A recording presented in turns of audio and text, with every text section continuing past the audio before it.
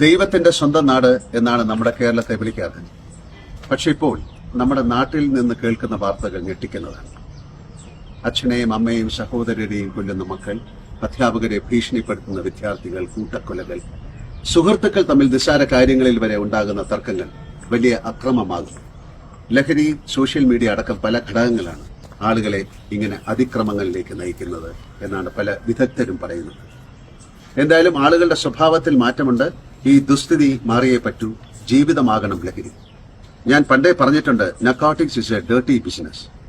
കയ്യടി നേടാനുള്ള സിനിമാ വാചകത്തിനും അപ്പുറം അതിന് ഇപ്പോഴും പ്രാധാന്യമുണ്ട്. പ്രശ്നങ്ങൾ തുറന്ന് സംസാരിക്കണം, ബന്ധങ്ങൾക്ക് വലിയ വില നൽകണം. ജീവിതത്തിൽ പ്രതിസന്ധിയില്ലാത്ത ആരുമുണ്ടാകില്ല. അക്രമമല്ല ഒന്നിന്റെയും പരിഹാരം. അതുകൊണ്ട് എന്ത് പ്രതിസന്ധിയിലും കൈ ചേർത്ത് പിടിച്ചു പോകുന്ന മലയാളിയുടെ ആ മഹത് ശീലം നമുക്ക് തുടരാം. അതിക്രമങ്ങൾക്കെതിരെ ഏഷ്യാനെറ്റ് ന്യൂസ് ഒരുക്കുന്ന ലൈവത്തോണിൽ ഞാനും അണിചേരുന്നു. നന്ദി.